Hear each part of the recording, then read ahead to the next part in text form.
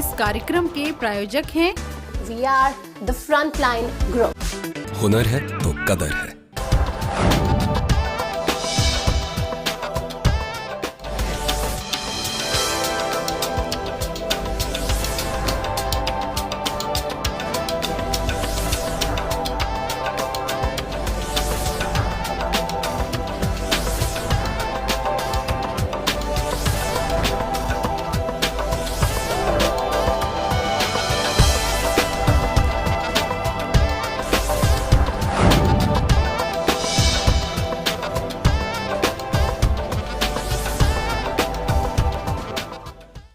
नमस्कार दोस्तों, मैं रीना एक बार फिर हाजिर हूं आपका पसंदीदा प्रोग्राम बातें करियर की को लेकर।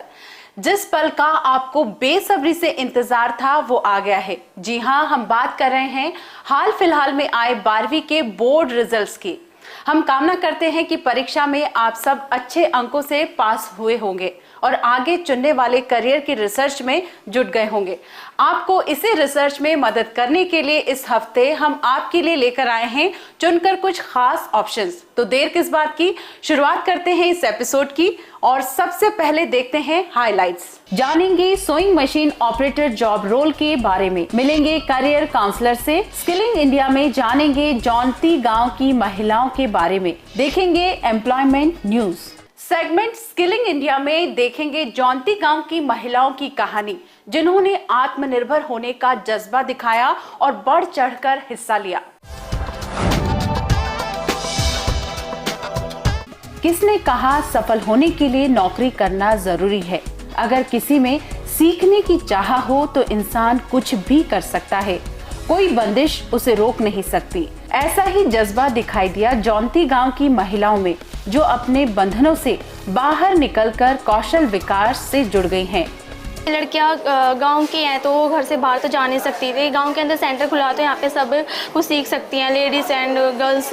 तो यहाँ पे सिलाई कढ़ाई बुनाई सीखने से वो कहीं बाहर भी कुछ कर सकती हैं। घर वाले तो कहीं बाहर जाने नहीं देते, इसलिए हमने सोचा कि यहाँ पे आके कुछ सीख के, कुछ अच्छा सीख के और हम बहुत अच्छा सीखे और कहीं बाहर भी बेचे उस सामान को जो हम यहाँ पे सीख रहे हैं। मैं ये प्रचार करना चाहती हूँ कि सब लड़कियाँ अपने पैरों पे खड़ी हों और बाहर जा जाके इस चीज़ का प्रचार करें, ताकि जो भी मतलब गर्ल्स हैं या लड़कियाँ जो भी घरों में बैठे हैं, उनके भी मन में ये इच्छा उत्पन्न हो कि हम भी कुछ करें, अपने पैरों पे खड़े हों, किसी के दबाव में ना रहें और अपना काम खुद करें और पैसे कमाएं, अपनी हर एक इच्छा को पूरी करें।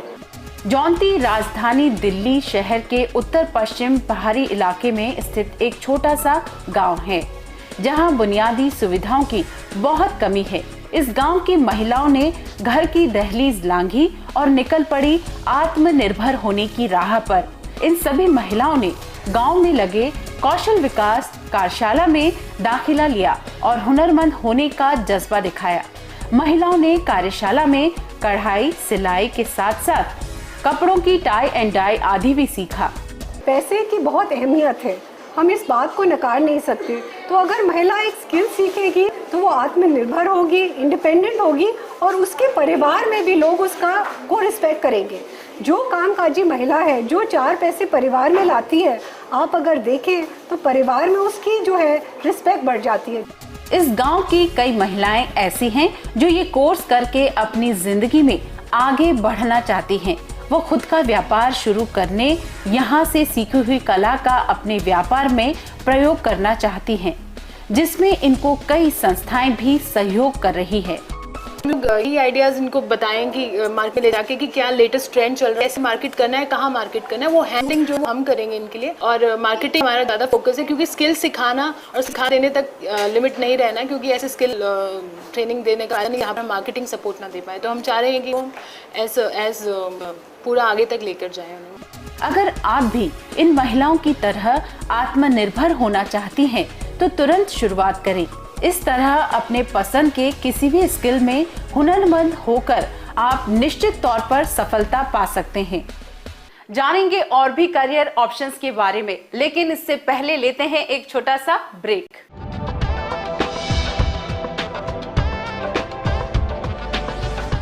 तेरे अंदर तेरी मंजिल, तेरे अंदर तेरे रास्ते, तेरी किस्मत तेरे हाथों, चुन ले अपना सफर। सफर तेरा हुनर, हुनर तेरी कदर कदर, तेरा हुनर हुनर, तेरी कदर कदर, अपने हाथों की गर्मी से सूरज सुनहरा रोशन कर ले, मौके चल के खुद आएंगे, जाएगा तू जिधर जिधर, जाएगा तू जिधर जिधर। सैकड़ों कोर्सेज में से मैंने चुना अपना मनपसंद कोर्स। अब आप भी चुनिए सफलता की राह। मिस कॉल दीजिए 08800055555 पर। हुनर है तो कदर है। Giant in telecom infrastructure.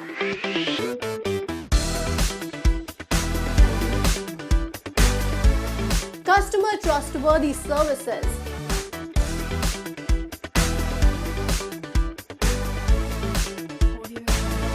24/7 operations all over India. We are the Frontline Group.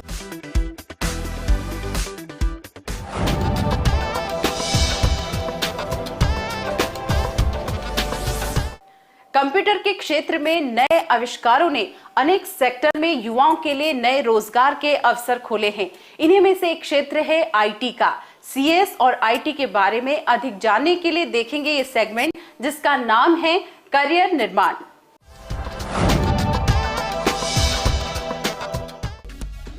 Engineering के क्षेत्र में करियर कई ट्रेड में बनाया जा सकता है। इसी में से एक है कंप्यूटर साइंस और आईटी का फील्ड। बढ़ती हुई टेक्नोलॉजी के साथ साथ इस इंडस्ट्री में अधिक जॉब क्रिएट हो रहे हैं। इतना ही नहीं, आज के वक्त में सीएस और आईटी इंजीनियर्स की डिमांड भी सबसे अधिक है। बहुत से इंजीनियर्स हमारे यहाँ से पढ़ के बाहर विदेशों में जाके अपना नाम कमा रहे हैं, पर ऐसा क्यों नहीं हो सकता कि वही इंजीनियर इस देश को तरक्की पे और प्रगति की राह पे ले जाएं। तो इसी ध्येय में ध्यान रखते हुए प्रधानमंत्री जी ने अपना वाक्य दिया, मेक इन इंडिया। जिस तरीके से उनके विदेशी दौरों के बाद ऐसी संभावना प्रतीत होती है कि बहुत सारे विदेशी संस्थानें अपनी फैक्ट्रीज, अपनी यूनिट्स इंडिया में इस्टेब्लिश करेंगी, और जब वो ऐसे इंडिया में इस्टेब्लिशमेंट करेंगी तो उनको मैन पावर की ज़रूरत पड़ेगी, एक टेक्निकल साउंड मैन पावर, जो कि इंजीनियरिंग महाविद्यालयों द्वारा, जो कि तकनीकी महाविद्यालयों द्वारा ही प्रदान किए जा सकते हैं। भारत में आईटी राजस्व 118 बिलियन डॉलर्स पहुंचने की उम्मीद है। आईटी सेवाओं के निर्यात 52 बिलियन अमेरिकी डॉलर है। आईटी उद्योग सबसे बड़ा प्राइवेट जॉब का नियोक्ता है। ये 3.1 मिलियन नौकरियां देता है। इंफॉर्मेशन टेक्नोलॉजी आज की डेट में सारे स्टूडेंट्स के लिए बहुत ही एक इम्पॉर्टेंट टास्क हो गया है, और इंफॉर्मेशन टेक्नोलॉजी में आने के लिए स्टूडेंट में कोई स्पेशल कोई कैलिबर हो ऐसा कुछ ज़रूरी नहीं है। कोई भी सामान्य बच्चा जिसकी रुचि है कंप्यूटर में, मोबाइल में और लैपटॉप्स में, और जिस पर उसको गेम्स खेलना या इस टाइप की कोई भी एक्टिविटी अगर वो बच्चा बचपन से करता है तो वो बहुत अच्छा एक आईटी प्रोफेशनल बन सकता है। बिना कंप्यूटर इंजीनियरिंग के आजकल कुछ भी नहीं होता है। हर चीज़ का बेसिक ही कंप्यूटर होता है। अगर आप किसी भी फील्ड में जाते हो, जैसे अगर आप इलेक्ट्रिकल फील्ड में जाते हो, तो अगर भी आपको वहाँ पे भी डिवाइसेस बनाने होते हैं तो बिना C++ लैंग्वेज के आप कुछ भी नहीं कर पाते। अगर आप मैकेनिकल ऑटोमोबाइल में जाते हैं, इंजन्स वगैरह में, तो वहाँ भी अगर आपको डिज़ाइनिंग करना है किसी भी व्हीकल की, तो आप बिना कंप्यूटर के और ना उसके नॉलेज के बिना आप कुछ भी नहीं कर सकते। बिना अगर आपको कंप्यूटर की कोडिंग के बारे में कोई इन्फॉर्मेशन नहीं है तो आप आगे जाके किसी भी फील्ड में कुछ नहीं कर सकते। इसलिए आपका बेसिक ही कंप्यूटर होता है। आईटी के सेक्टर में बच्चे की लॉजिक अच्छी होनी चाहिए, बच्चे का कम्युनिकेशन अच्छा होना चाहिए और बच्चे का टेक्निकल नॉलेज अच्छा होना चाहिए। ये 3 तो मेन है। Working towards being the best इसलिए कि हम चाहते हैं कि जब हम जो भी कार्य कर रहे हैं और जिसे भी इंजीनियर हमारे इंजीनियरिंग छात्र छात्राएं हमारे महाविद्यालय से निकलें, उनका ध्येय लक्ष्य हो कि हम जो भी कार्य करें उसमें वो दक्ष हों, बेस्ट हों। कंप्यूटर साइंस और आईटी के कोर्सेज में विद्यार्थियों को कंप्यूटर हार्डवेयर और सॉफ्टवेयर की पढ़ाई कराई जाती है।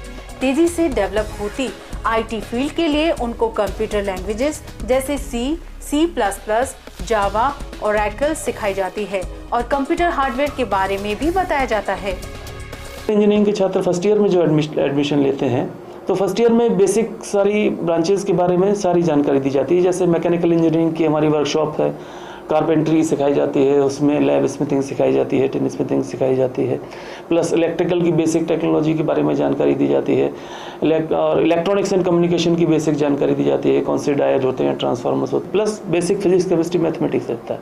तो किसी भी ब्रांच का अगर स्टूडेंट क्यों ना एडमिशन ले, भले इंफॉर्मेशन टेक्नोलॉजी में ले या कंप्यूटर साइंस में ले या मैकेनिकल में ले, तो उसको बेसिक 1 साल सारे बच्चों को सेम कोर्स पढ़ाया जाता है और उसके बाद वो अपनी अपनी रेस्पेक्टिव ब्रांच में जा चले जाते हैं। हमको थ्योरेटिकल नॉलेज पे ज़्यादा फोकस नहीं करना रहता है। अगर आपके पास थ्योरेटिकल नॉलेज है तो आप कुछ नहीं कर सकते। आपके पास जितना प्रैक्टिकल नॉलेज है आप उतना प्रैक्टिकली अप्लाई कर पाएंगे, आप उतना वर्क कर पाएंगे टेक्नोलॉजी पे, और तभी आपको कुछ आगे स्कोप भी मिलेगा और तभी आप कोई डिवाइस क्रिएट कर पाएंगे। तो अगर आप प्रैक्टिकल नॉलेज को छोड़कर अगर आप थियोरेटिकल नॉलेज छोड़कर अगर आप प्रैक्टिकल नॉलेज की तरफ ज़्यादा ध्यान देते हो तो ये आपके लिए बेटर होगा। इंजीनियरिंग में आने के बाद मुझे पता चला कि सिर्फ इंजीनियरिंग की डिग्री से कुछ नहीं होता है।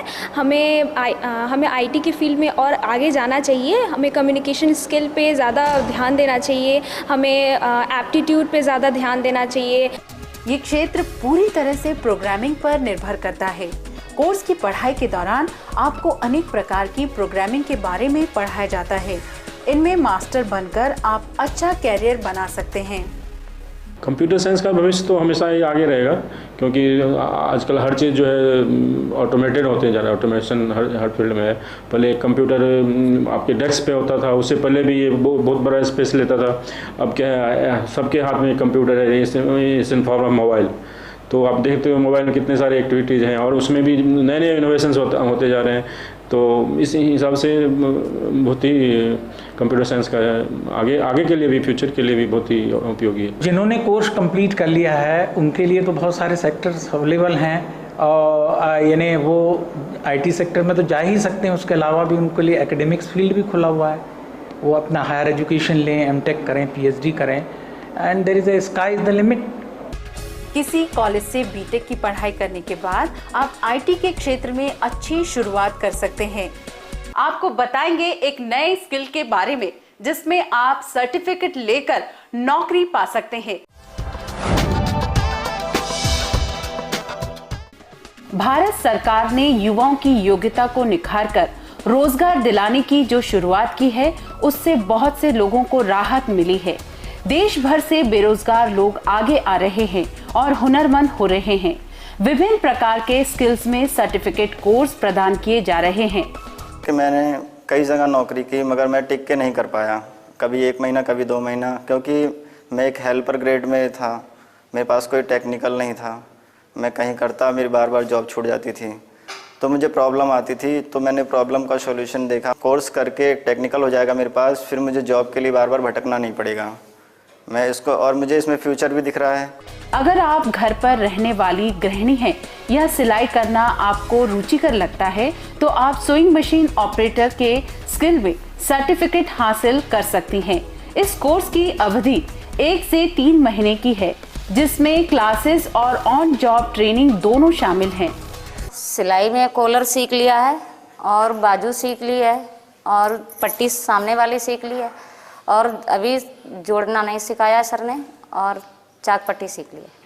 अधिकतर यूथ हैं वो कॉलेजेस में पढ़ते हैं या आईटीआईज़ में पढ़ते हैं या किसी भी और प्रकार के इंस्टीट्यूट्स में जब ट्रेनिंग प्राप्त करते हैं, उनके पास एक एम्प्लॉयबिलिटी फैक्टर है जो मिसिंग होता है। बिकॉज ट्रेनिंग थियोरेटिकल होती है, इंडस्ट्री से अलाइन नहीं होती है। काफ़ी जगह ये चर्चा भी होती है कि इंडस्ट्री अकेडमियाँ जो लिंकेजेस हैं वो मिसिंग होते हैं। रेडीमेड गारमेंट की इंडस्ट्री भारत में दूसरे स्थान पर है, जो देश की जीडीपी में अच्छा योगदान दे रही है। इससे ये साफ जाहिर होता है कि आज के वक्त में सोइंग मशीन ऑपरेटर की कितनी जरूरत है। टेक्सटाइल आज आवश्यकता हर मानव के लिए है। ये कहा जाता है रोटी कपड़ा मकान, तो कपड़ा दूसरी प्राथमिकता है रोटी के बाद। और टेक्सटाइल उद्योग ऐसा है जिसमें अधिक से अधिक श्रम लगते हैं और लोगों को रोजगार मिलता है। सोइंग मशीन ऑपरेटर का ये कोर्स कोई भी कर सकता है। इसके लिए आपको 5वीं पास होना आवश्यक है। इस कोर्स की फीस ज्यादा नहीं है और कोर्स करने के बाद आपको एक सर्टिफिकेट मिलता है, जिससे आप अच्छी जगह नौकरी पा सकते हैं। जो लैब है वो इंडस्ट्री के वर्कशॉप के हिसाब से या वर्क प्लेस के हिसाब से ही तैयार की गई है। सो एक बच्चा जब 45 डेज़ या 3 मंथ्स का ट्रेनिंग प्रोग्राम लेता है तब वो एक रिगरस प्रोसेस से गुजरता है जहाँ पे उसे उस लैब के अंदर वो सारे टूल्स को यूज़ करना सिखाया जाता है, हेल्थ एंड सेफ्टी के बारे में बताया जाता है, ऑक्यूपेशनल स्टैंडर्ड्स के बारे में उनको बताया जाता है। और जो पूरी ट्रेनिंग है वो एक ट्रेंड मास्टर ट्रेनर और ट्रेनर की निगरानी में दी जाती है ताकि जो भी वो सीख रहे हैं वो इंडस्ट्री में वो इमीडिएटली ज्वाइन करते ही अप्लाई कर सकें। आप जिस सुनहरे कल की कल्पना करते हैं वो अब पूरा हो सकता है। भारत सरकार की इस पहल से आप भी अपना भविष्य मजबूत बना पाएंगे। हमारे एक्सपर्ट ने बात की सोइंग मशीन ऑपरेटर के जॉब रोल और उससे जुड़ी ट्रेनिंग के बारे में। क्या है इस क्षेत्र में नई संभावनाएं, आइए देखते हैं इस सेगमेंट में। हमारे साथ आज मौजूद हैं doctor Rupak Vashishtha, CEO of apparel made ups and home furnishing sector skill council, और हम आज बात करेंगे sewing machine operator job role की। आइए बात करते हैं डॉक्टर वशिष्ठ से। डॉक्टर वशिष्ठ, बातें करियर की में आपका स्वागत है। धन्यवाद। हमें बताइए sewing machine operator job role क्या है? स्विंग मशीन ऑपरेटर किसी भी अपैरल फैक्ट्री के अंदर एक बहुत ही अहम हिस्सा है।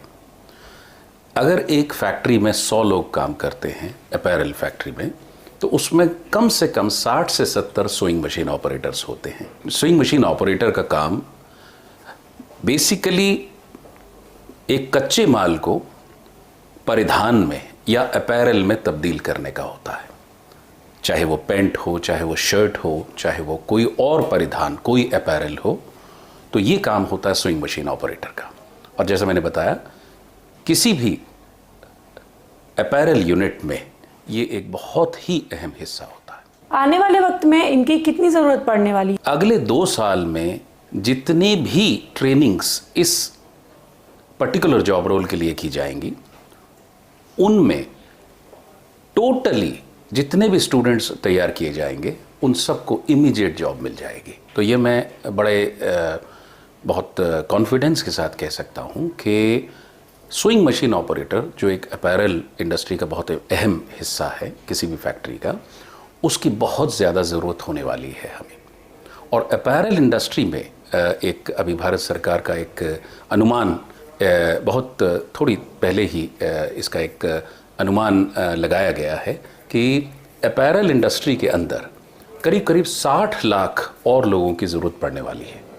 तो 60 लाख और लोग जो 2022 तक, आज से 2022 तक 60 लाख एडिशनल लोगों की ज़रूरत पड़ेगी, उसमें से कम 30 से 40 लाख स्विंग मशीन ऑपरेटर्स की ज़रूरत पड़ने वाली है। हमारे दर्शकों को बताइए इसकी ट्रेनिंग किस प्रकार कर सकते हैं? बहुत सारे इंस्टीट्यूट्स हैं जो स्विंग मशीन ऑपरेटर्स के कोर्स कंडक्ट करते हैं।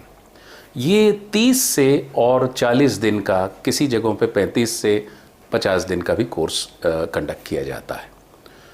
सेक्टर स्किल काउंसिल्स के साथ बहुत सारे इंस्टीट्यूट्स और यूनिवर्सिटीज़ हैं जो एफिलिएटेड होते हैं।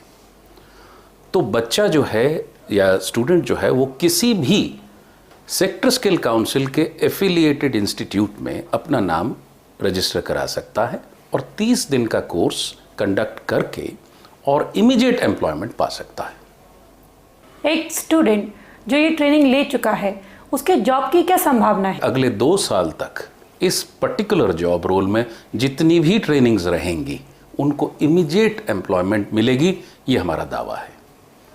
हम ये जानते हैं कि ये अपैरल इंडस्ट्री में जितनी मैंने बताया कि करीब 60 लाख लोगों की ज़रूरत पड़ने वाली है, उसमें से 30 से 40 लाख स्विंग मशीन ऑपरेटर्स की ज़रूरत पड़ने वाली है। तो आप ये अंदाज़ा लगा सकते हैं कि कितनी एम्प्लॉयमेंट अपॉर्चुनिटी हमारे यूथ के लिए अवेलेबल है। हमारी सरकार स्किलिंग को किस तरीके से बढ़ावा दे रही है? मिनिस्ट्री ऑफ माइनॉरिटीज़ अफेयर्स की एक मानस स्कीम है और इसके अलावा स्टेट गवर्नमेंट्स जितनी भी हैं उनकी भी बहुत सारी schemes, national urban livelihood mission है या और बहुत सारी स्कीम्स भारत सरकार ने या स्टेट्स जो हैं उन्होंने लागू की हुई हैं। बहुत सारी ऐसी स्कीम्स हैं जिसमें बच्चे वहाँ एडमिशन ले सकते हैं और इसमें सबसे इम्पॉर्टेंट पार्ट ये है कि ये फ्री ऑफ कॉस्ट है या बहुत ही मामूली नॉमिनल फ़ी के साथ इसमें एडमिशन लिया जा सकता है। हमारे दर्शकों को प्लीज़ बताइए कि सेक्टर स्किल काउंसिल्स क्या हैं और ये किस तरीके से काम करती है। भारत सरकार ने एक बहुत अच्छी पहल की है कि नेशनल स्किल डेवलपमेंट कॉरपोरेशन, जो मिनिस्ट्री ऑफ स्किल डेवलपमेंट के अंडर आता है, उसने 31 सेक्टर स्किल काउंसिल्स खोली हैं। एक सेक्टर स्किल काउंसिल हर सेक्टर के लिए मुकर्रर की गई है। अब जैसे अपैरल के लिए हमारी सेक्टर स्किल काउंसिल है, इसको बोलते हैं apparel, made ups and home furnishing sector skill council. ये सेक्टर स्किल काउंसिल्स वो काउंसिल्स हैं जिनको सरकार ने एक पावर दी है to affiliate the training providers and the universities and the institutions with them.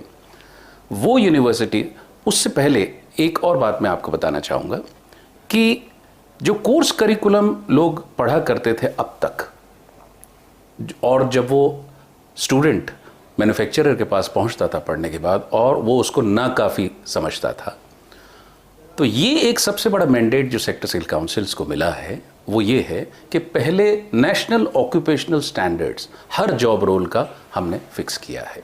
अगर किसी को ये ट्रेनिंग करनी है तो वो किस प्रकार कर सकता है? जब स्किलिंग कोर्स कंप्लीट हो जाता है तो उसके बाद सेक्टर स्किल काउंसिल्स थ्रू अपनी जो असेसमेंट बॉडीज़ हैं उनके थ्रू बच्चे का असेसमेंट करती हैं, ये अक्रॉस द कंट्री। और उसके बाद जो सर्टिफिकेट इशू किया जाता है वो भारत सरकार की ओर से इशू किया जाता है। और वो सर्टिफिकेट सिर्फ नेशनली रिकॉग्नाइज्ड ही नहीं है, इंटरनेशनल रिकॉग्निशन है उस सर्टिफिकेट की। सबसे इम्पॉर्टेंट पार्ट ये है कि जब कभी कोई आदमी बाहर जाना चाहे, भारत के बाहर जाके काम करना चाहे, तो उस सर्टिफिकेट की इंटरनेशनल रिकॉग्निशन है। डॉक्टर वशिष्ठ, हमसे बातें करने के लिए आपका धन्यवाद। ये थे डॉक्टर वशिष्ठ और आगे की खबरों के लिए चलते हैं हम रीना के पास। जाइएगा नहीं, लौटेंगे एक ब्रेक के बाद।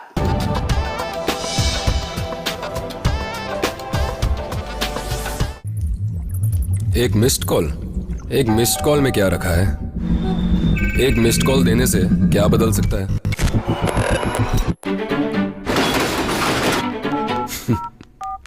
एक मिस्ड कॉल देने से आंखों की मायूसी चमक में बदल सकती है। हेलो और उम्मीदें वो शायद पक्के इरादों में। एक मिस्ड कॉल देने से नए रास्ते खुल सकते हैं। जिंदगी का नजरिया बदल सकता है, घर वालों का रवैया बदल सकता है और लोगों की नजरें भी, और आने वाला कल भी। हमारी तरह अपना मनपसंद कोर्स चुन चलिए सफलता की राह पर। मिस्ड कॉल दीजिए 08800055555 पर। हुनर है तो कदर है।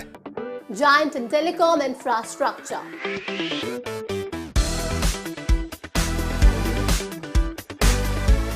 Customer trustworthy services.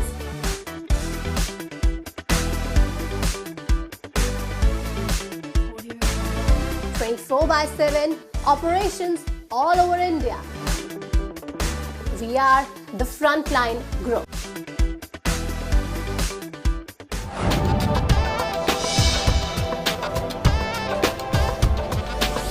आइए देखते हैं रोजगार समाचार। Food corporation of India management trainee के पद के लिए आवेदन स्वीकार करता है। इस रिक्ति के लिए आपका स्नातक होना जरूरी है। इसकी अंतिम तिथि 2 जुलाई 2015 है। अधिक जानकारी के लिए दी गई वेबसाइट पर जाएं। सीमा सुरक्षा बल महानिदेशालय विभिन्न पदों के लिए आवेदन स्वीकार करता है। विभिन्न पदों के लिए इलेक्ट्रिकल इंजीनियरिंग में 3 वर्ष का डिप्लोमा होना अनिवार्य है। इसकी अंतिम तिथि 29 जून 2015 है। अगर आप और जानकारी प्राप्त करना चाहते हैं तो दी गई वेबसाइट पर जाएं। ऑर्डिनेंस फैक्ट्री वारनगांव जलगांव महाराष्ट्र में विभिन्न पदों के लिए आवेदन आमंत्रित करता है। अलग अलग पदों के लिए आपका 10वीं या 12वीं पास होना जरूरी है। इसकी अंतिम तिथि 30 जून 2015 है। और जानकारी प्राप्त करने के लिए दी गई वेबसाइट पर जाएं। राष्ट्रीय धातु कर्म प्रयोगशाला जूनियर स्टेनोग्राफर के पद के लिए आवेदन स्वीकार करता है। इस रिक्ति के लिए 12वीं पास होना जरूरी है। इसकी अंतिम तिथि 26 जून 2015 है। अधिक जानकारी के लिए दी गई वेबसाइट पर जाएं। भारतीय पैकेजिंग संस्थान विभिन्न पदों के लिए आवेदन स्वीकार करता है। योग्यता अनुसार विभिन्न पदों का चुनाव करें। इसकी अंतिम तिथि 10 जुलाई 2015 है।